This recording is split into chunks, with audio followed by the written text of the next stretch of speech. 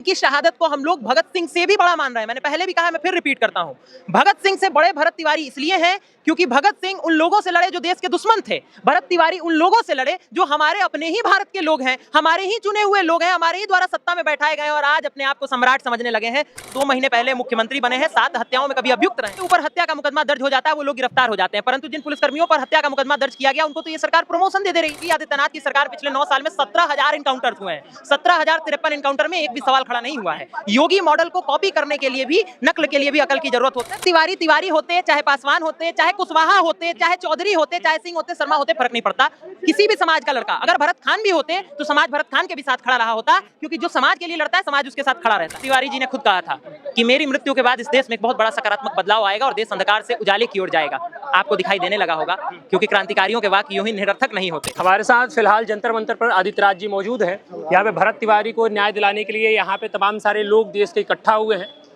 हर बार ऐसा होता था कि समाज के लोग अराजकता फैलाते थे और पुलिस प्रशासन और सरकार मिलकर के उस अराजकता को कंट्रोल करने की कोशिश करती थी। ये पहला और शायद आखिरी ऐसा उदाहरण है जहां पुलिस प्रशासन और सरकार की मिली भगत से फैलाई गई अराजकता के बाद अब समाज को सड़क पे उतर करके अपनी आवाज दिल्ली तक पहुंचाना पड़ रहा है। आप सोचिए ना, जिसके ऊपर हत्या का मुकदमा दर्ज हो जाता है वो लोग गिरफ्तार हो जाते हैं, परंतु जिन पुलिसकर्मियों पर हत्या का मुकदमा दर्ज किया गया उनको तो ये सरकार प्रमोशन दे रही है। तो कहीं ना कहीं सीधे तौर पे दिखाई देता है कि सरकार की मंशा ही नहीं है कि समाज को न्याय दिया जाए, भरत तिवारी को न्याय दिया जाए। यही कारण है कि हम लोगों को दिल्ली तक आना पड़ा। अच्छा, देश में बहुत जगह पे इनकाउंटर होता है, बहुत जगह पे हत्याएं होती है, पर हर भरत तिवारी भगत सिंह नहीं बन जाता है। पर भगत सिंह का टाइटल आपको क्यों लगता है कि भगत सिंह का टाइटल भरत तिवारी के ऊपर फिट बैठता है? 2 बातें हैं।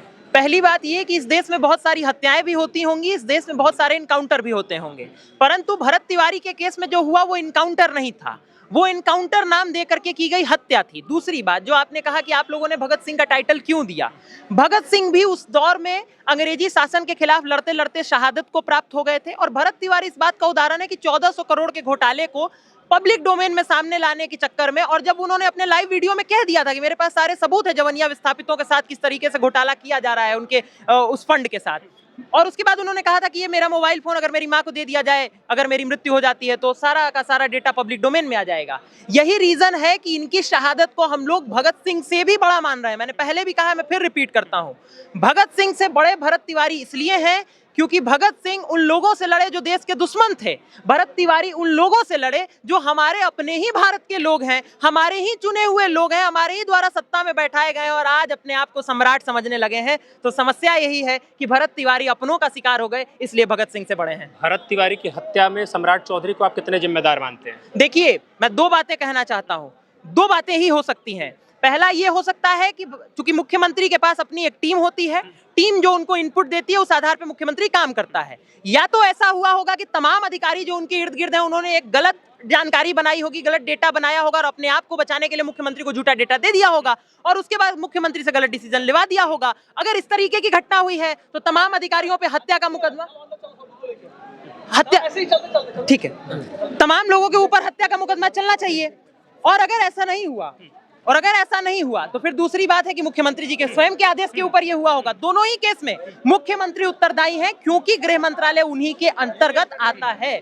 और इसीलिए मैंने पहले दिन से कहा है कि मुख्यमंत्री जी के पास इस बात का मौका है कि वो अपने आप को भरत तिवारी से बड़ा बना सकते हैं। आप सोचिए कि एक सिटिंग मुख्यमंत्री अपने खिलाफ एक जांच बैठाता है, निष्पक्ष जांच कराता है और निष्पक्ष जांच की रिपोर्ट ये कहती है कि मुख्यमंत्री का कोई हाथ नहीं था, तो इससे बड़ी महानता का उदाहरण दुनिया के लोकतंत्र में कहीं नहीं मिलेगा।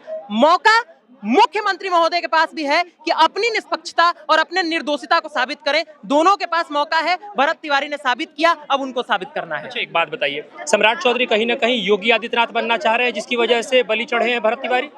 देखिए, इस तरह की बातें तो समाज कर ही रहा है और ये सब लोग जान रहा है कि योगी आदित्यनाथ की सरकार पिछले 9 साल में 17,000 एनकाउंटर्स हुए हैं। 17,053 एनकाउंटर में एक भी सवाल खड़ा नहीं हुआ है। योगी मॉडल को कॉपी करने के लिए भी, नकल के लिए भी अकल की जरूरत होती है। अभी 2 महीने पहले मुख्यमंत्री बने हैं, 7 हत्याओं में कभी अभियुक्त रहे हैं। मैं फिर वही कह रहा हूँ कि सरकार चलाने का इनको कोई बहुत बड़ा अनुभव पहले से नहीं था और जल्दबाजी के चक्कर में बिना मतलब के यहाँ पे ये गलती कर बैठे हैं। ये तो जांच रिपोर्ट बताएगी कि ये एनकाउंटर था या हत्या थी, या हो सकता है कि किसका हाथ था किसका हाथ नहीं था। बहुत ज्यादा टीका टिप्पणी करना भी ज्यादा गलत हो जाएगा, लेकिन जो आपकी बात है वो पार्शियली करेक्ट है कि योगी बनने के चक्कर में बहुत बड़ा बेरागर इन्होंने कर दिया। अच्छा, आप युवा है, सोशल मीडिया आप एक्टिव रहते हैं, सोशल मीडिया पे 2 नैरेटिव हमेशा चलते हैं, एक राइट और एक लेफ्ट।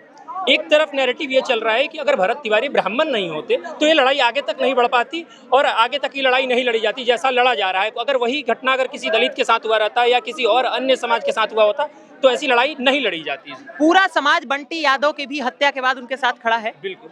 भरत तिवारी तिवारी होते, चाहे पासवान होते, चाहे कुशवाहा होते, चाहे चौधरी होते, चाहे सिंह होते, शर्मा होते, फर्क नहीं पड़ता। किसी भी समाज का लड़का अगर भरत खान भी होते तो समाज भरत खान के भी साथ खड़ा रहा होता, क्योंकि जो समाज के लिए लड़ता है समाज उसके साथ खड़ा रहता है। ये जो लोग नैरेटिव बना रहे हैं, आप उनको बस मेरे एक छोटे से सवाल का कोई जवाब दे दे। आप बताइए आखिरी बार ऐसा कब हुआ था जब आरएसएस के माइंडसेट के लोग, सेंटर के माइंडसेट के लोग अर्थात कांग्रेसी विचारधारा के लोग और लेफ्ट के माइंडसेट के लोग, तीनों लोग एक विषय पे एक साथ एक मंच पे आकर के खड़े हो गए हो। भरत तिवारी वो मुद्दा है जिसपे तीनों साथ खड़े हैं। आप भोजपुर के सांसद को जाकर के देखिए, वो लेफ्ट विंग से आते हैं। कांग्रेस के सांसद आकर के वहां पे निरीक्षण करके जा चुके हैं, समर्थन देके जा चुके हैं, और सरकार के ही मंत्री आकर के पुलिस वालों को दोषी ठहरा चुके हैं। मैं चिराग पासवान की बात कर रहा हूं। अब इससे ज्यादा बोलने की क्या जरूरत है? तो भरत तिवारी का जो मुद्दा है वो किस चीज को लेकर था, क्या करना चाहते थे भरत तिवारी? भरत तिवारी की गलती बस इतनी थी आपके हिसाब से कि उन्होंने बंदूक लहराया और उनकी हत्या कर दी गई? नहीं, भरत तिवारी ने बंदूक लहराया। मुझे एक बात बताइए, क्या इस देश के संविधान में बंदूक लहराने की सजा नहीं है? अगर आप आर्म्स एक्ट में पकड़े जाते हैं तो आर्म्स एक्ट में संविधान जो सजा कहता है आप सजा दे देते हैं। दूसरा सवाल यह है कि इस देश का संविधान, आप समझिए, पुलिस प्रशासन ने जब प्रेस कॉन्फ्रेंस किया तो कहा गया कि अपराधी है, अपराधी को गोली नहीं मारेंगे तो क्या उनकी पूजा करेंगे? मुझे एक बात कोई बता दे, जब भारत का संविधान अंतिम अधिकार पुलिस को यह देता है कि आपकी आंख के सामने भी अपराध हो जाए तो आप केवल व्यक्ति को आरोपी घोषित कर सकते हैं, न्यायपालिका तय करेगा कि वो आरोपी है या निर्दोष है या अपराधी है। अगर पुलिस प्रशासन ही बिहार में यह तय करने लगा है कि कौन अपराधी और कौन अपराधी नहीं है, तो फिर तो बिहार के सारे न्यायपालिका को बंद कर देने का समय आ गया है। तो ये पूरे के पूरे तरीके से कार्यपालिका वर्सेस न्यायपालिका का मैटर है। आप समझिए, कार्यपालिका वर्सेस न्यायपालिका के सिस्टमैटिक फेलियर का मामला है, और न्यायपालिका को तय करना पड़ेगा कि क्या न्यायपालिका बड़ा है या कार्यपालिका अब इस देश में तय करेगा कि कौन अपराधी और कौन निर्दोष है। अच्छा, आप भरत तिवारी को आप बहुत क्लोजली जानते थे, इस वजह से मेरा ये सवाल है, जैसे मुख्यमंत्री बिहार के बता रहे थे कि मानसिक विक्षिप्त था, आपके हिसाब से भरत तिवारी मानसिक विक्षिप्त थे? मानसिक अगर विक्षिप्त था, मुख्यमंत्री महोदय कह रहे हैं कि था, मान लेते हैं मुख्यमंत्री महोदय की ही बात सही है, तो मानसिक विक्षिप्त को गोली कहीं से नहीं मारा जाना चाहिए था। भाई जो आदमी पागल है उसको तो गोली मारने का कहीं से बात ही नहीं, सवाल ही नहीं उठता है। देखिए, आगे तो ये भी इल्जाम लगा सकते हैं ना कि हाँ मानसिक विक्षिप्त था इसलिए हमें जान का खतरा था, प्रशासन ये भी कह सकती है। नहीं, जान का किस तरीके से खतरा था? आप मुझे एक बात बताइए, जिस दिन उस लड़के ने गोली चलाई थी प्रशासन के ऊपर, उस दिन अगर इनकाउंटर भी आपने कर दिया होता तो कोई सवाल नहीं करता। सेल्फ डिफेंस करना इस देश का संविधान हर किसी को अधिकार देता है। जितना, देखिए, पहली बात तो ये समझिए कि इनकाउंटर जैसी कोई चीज होती नहीं है। जिस तरीके से आपको सेल्फ डिफेंस का अधिकार है, अपने प्राणों की रक्षा का अधिकार है, अनुच्छेद 21 आपको जीवन जीने का अधिकार देता है, और जीवन जीने के अधिकार में गरिमापूर्ण मृत्यु का अधिकार भी निहित है। तो ये मौलिक अधिकार है, आप अपनी सुरक्षा कर सकते हैं, और अपनी सुरक्षा ही पुलिस वाले भी कर सकते हैं।